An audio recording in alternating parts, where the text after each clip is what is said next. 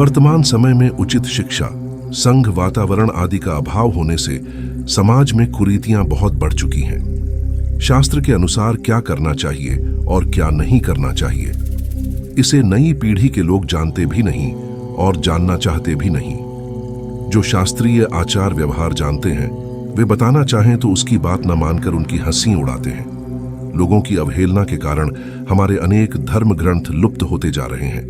जो ग्रंथ उपलब्ध हैं, उनको पढ़ने वाले भी बहुत कम हैं। पढ़ने की रुचि भी नहीं है और पढ़ने का समय भी नहीं है। शास्त्रों को जानने वाले, बताने वाले और तदनुसार आचरण करने वाले सत्पुरुष दुर्लभ से हो गए हैं। ऐसी परिस्थिति में यह आवश्यक समझा गया कि ऐसा कंटेंट वीडियो बनाया जाए जिससे जिज्ञासु जनों को शास्त्रों में आई आचार व्यवहार संबंधी आवश्यक बातों की जानकारी प्राप्त हो सके।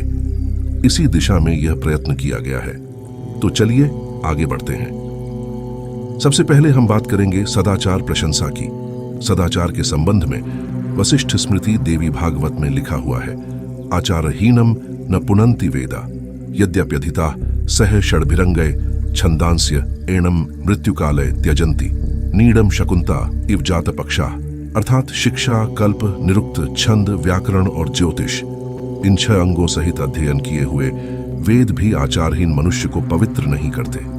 मृत्युकाल में आचारहीन मनुष्य को वेद वैसे ही छोड़ देते हैं जैसे पंख उगने पर पक्षी अपने घोंसले को। मनुस्मृति में कहा गया है, आचार लभते ह्यायुराचारा दीप्सिता प्रजा आचाराधनम अक्षय्यम आचारो हंत्य लक्षणम।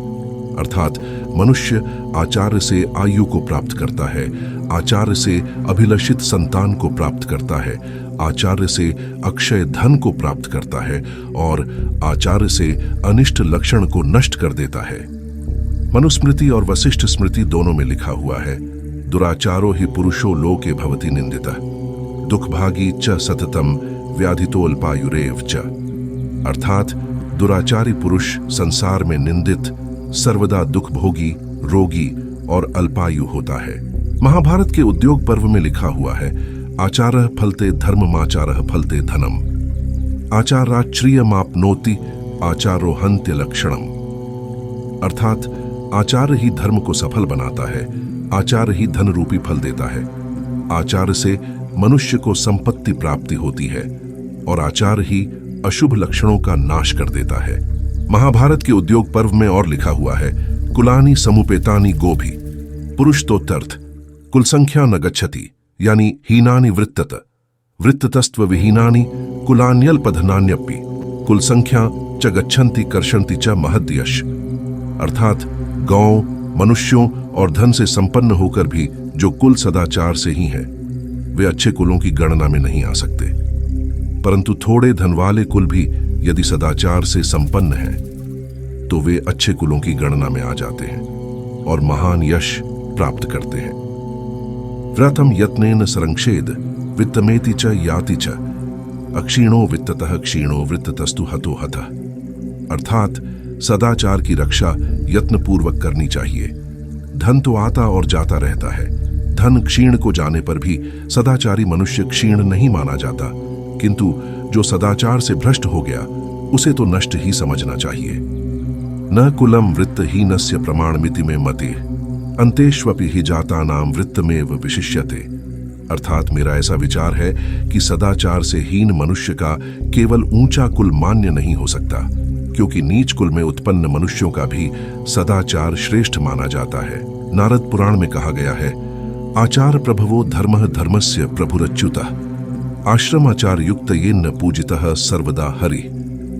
अर्थात आचार से धर्म प्रकट होता है और धर्म के स्वामी भगवान विष्णु हैं।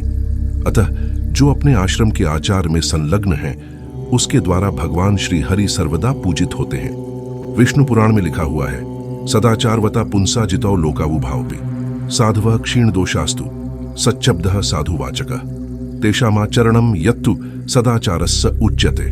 अर्थात सदाचारी मनुष्य इस लोक और परलोक दोनों को ही जीत लेता है। सत शब्द का अर्थ साधु है और साधु वही है जो दोष रहित हो। उस साधु पुरुष का जो आचरण होता है उसी को सदाचार कहते हैं। शिव पुराण में कहा गया है, आचारहीनः पुरुषो लोके भवति निंदितः परत्र च सुखी न स्यात् तस्मादाचारवाण भवेत्, अर्थात आचारहीन मनुष्य संसार में निंदित होता है और परलोक में भी सुख नहीं पाता, इसलिए सबको आचारवाण होना चाहिए। महाभारत में कहा गया है, सर्वोयम ब्राह्मणो लोके वृत्तेन तु विधीयते, वृत्ति स्थितस्तु शूद्रोंपि ब्राह्मणत्वम नियच्छति, अर्थात लोक में यह सारा ब्राह्मण समुदाय सदाचार से ही अपने पद पर बना हुआ है। सदाचार में स्थित रहने वाला शूद्र भी इस जन्म में ब्राह्मणत्व को प्राप्त हो सकता है। देवी भागवत में कहा गया है, आचार लभते छायुराचार लभते प्रजा, आचारादन्नमक्षय्यम आचारो हन्ति पातकम, आचारः परमो धर्मो नृणाम कल्याणकारक, इह लोके सुखी भूत्वा परत्र लभते सुखम, अर्थात आचार से ही आयु, संतान तथा प्रचुर अन्न की उपलब्धि होते हैं। आचार संपूर्ण पातकों को दूर कर देता है। मनुष्यों के लिए आचार को कल्याणकारक परम धर्म माना गया है। आचारवान मनुष्य इस लोक में सुख भोग कर परलोक में भी सुखी होता है। देवी भागवत में और कहा गया है, आचारवान सदा पूतः सदैवाचारवान सुखी, आचारवान सदा धन्य सत्यम सत्यम च नारद, अर्थात भगवान नारायण बोले, नारद, आचारवान मनुष्य सदा पवित्र, सदा सुखी और सदा ही धन्य है। यह सत्य है, सत्य है।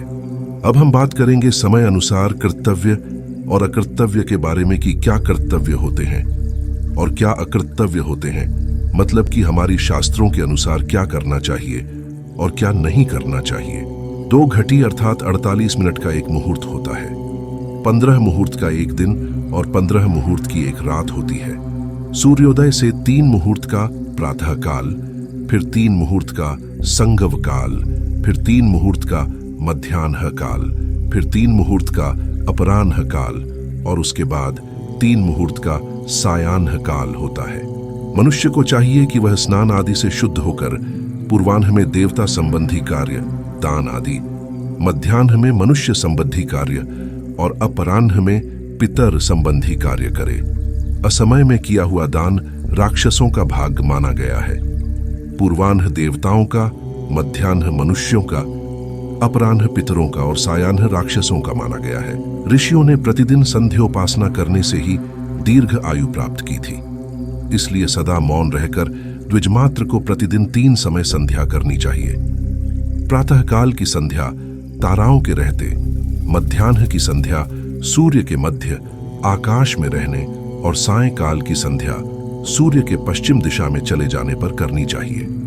मलमूत्र का त्याग, दातुन, स्नान, श्रृंगार, बाल संवारना, आंखों में अंजन लगाना, दर्पण में मुख देखना और देवताओं का पूजन, ये सब कार्य पूर्वाह्न में करने चाहिए। दोनों संध्याओं तथा मध्याह्न के समय शयन, अध्ययन, स्नान, उबटन लगाना, भोजन और यात्रा नहीं करनी चाहिए। दोनों संध्याओं के समय सोना, पढ़ना और भोजन करना निषिद्ध है। रात में दही खाना, दिन में तथा दोनों संध्याओं के समय सोना और रजस्वला स्त्री के साथ समागम करना, यह नरक की प्राप्ति के कारण है। दोपहर में, आधी रात में और दोनों संध्याओं में चौराहे पर नहीं रहना चाहिए। अत्यंत सवेरे, अधिक सांझ हो जाने पर और ठीक मध्याह्न के समय कहीं बाहर नहीं जाना चाहिए। दोपहर के समय, दोनों संध्याओं के समय और आद्रा नक्षत्र में दीर्घायु की कामना रखने वाले अथवा अशुद्ध मनुष्यों को शमशान में नहीं जाना चाहिए।